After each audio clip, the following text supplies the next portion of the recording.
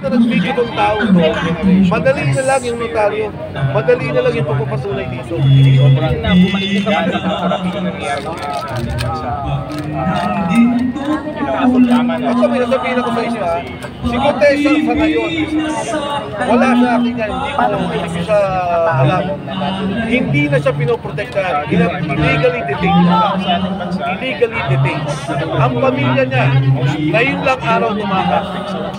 Kasi pinapalibutan na.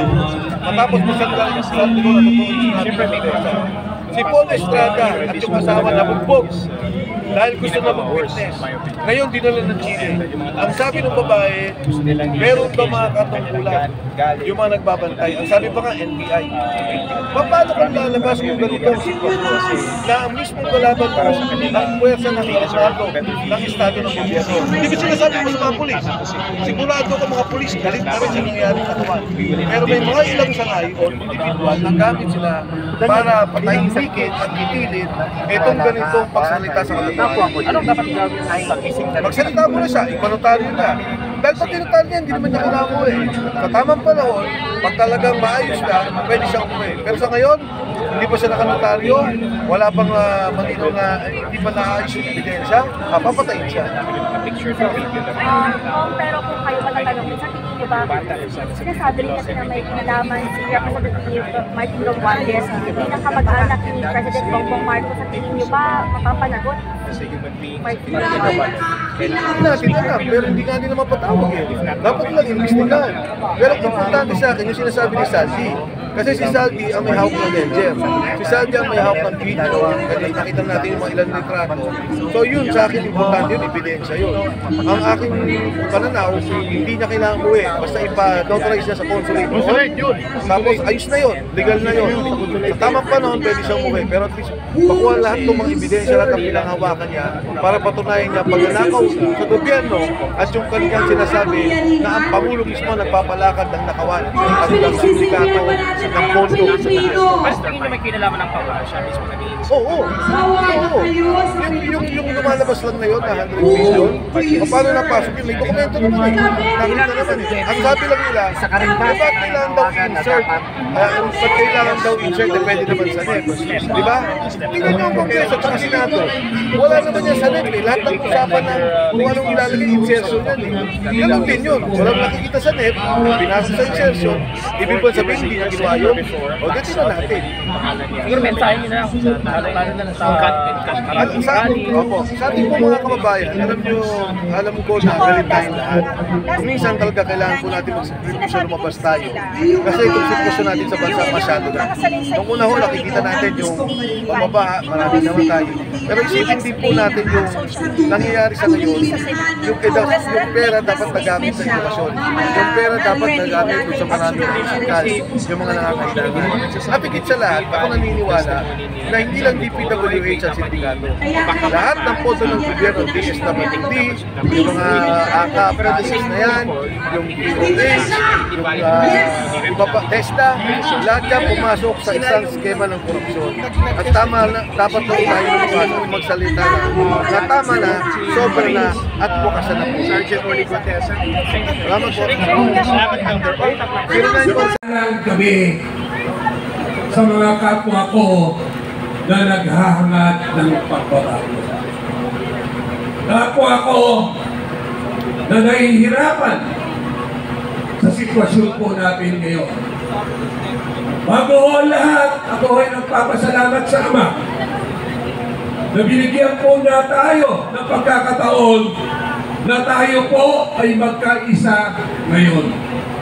Ama ko, sadyang napakahiwaga mo dahil ikaw na po talaga, Ama, ang makapag-iisa sa sambayan ng Pilipino. Ama, alam po namin na kami po ay nagkasala. Marami po kami mga kapatid na ibinenta ang aming mga boto. Nabudol po kami sa mga taong nagbalat kayo na sila ay lingkod bayan. Pero Ama, alam po namin na hinahayaan nyo na mangyari isang kadiliman upang kami ay magising sa katotohanan. Kami po ay nananawagan sa kapwa ko lingkod bayan. Maging pulis pa po kayo, maging sundalo pa po kayo. Meron po tayong pinanumpaan sa ating tungkulin na sana po ay maging tapat po tayo sa bayan. Dahil ang bayan po ay binubuo ng tao. Huwag po natin sana ipagpalit ang personal nating nakukuha sa administrasyong ito. Dahil mas mahalaga ang tungkuling ibinigay sa atin ng ating Ama. Kapwa ko nanunungkulan sa gobyerno, sana po maging tapat tayo sa bayan at sa taong bayan. Kung kayo man ay nakikinabang sa gobyernong ito, personal lang po yan. Alalahanin nyo ang mga taong hirap na hirap sa kanilang kilalagyan. Sana Ama, isang milagro sa gabing ito na makasama po namin ang kapwa lingkod bayan sa hanay ng Armed Forces of the Philippines, Ama. Sa ating pong mga kapulisan, alam po namin may leadership tayong sinusunod. Pero gusto ko po ipaalala sa inyong lahat na mas mahalaga ang paglilingkod sa taong bayan. Tatapusin ko po ang gabing ito dahil limitado lang po ang oras nito. Dakilang Ama, salamat. Salamat sa iyong pagmamahal sa bayang ito.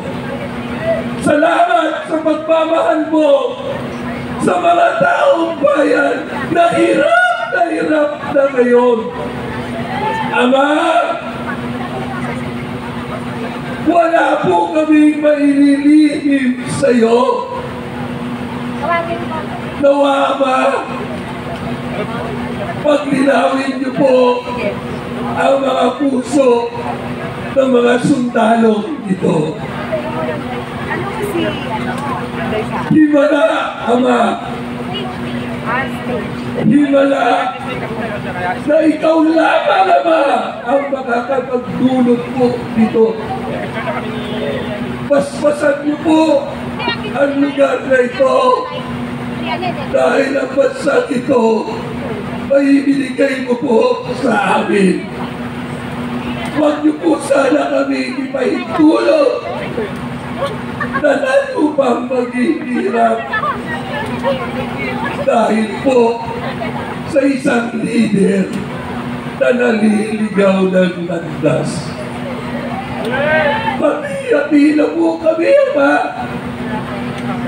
Kawaan niyo po kami.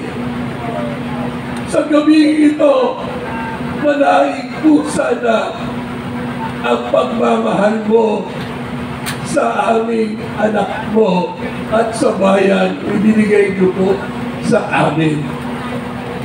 Muli, ikaw ang Diyos ng kaayusan. Ikaw ang Diyos ng kaginhawahan. At ikaw ang Diyos na nagpapatawad kahit patuloy po kami nagkakasala. Pumupuri, nagpapasalamat po kami na sana, Ama, ipagkaloob niyo na po sa amin ang himalang ito para matapos na po ang paghihirap ng taong bayan at ng bayan ito. Pumupuri at nagpapasalamat. Hallelujah, Ama.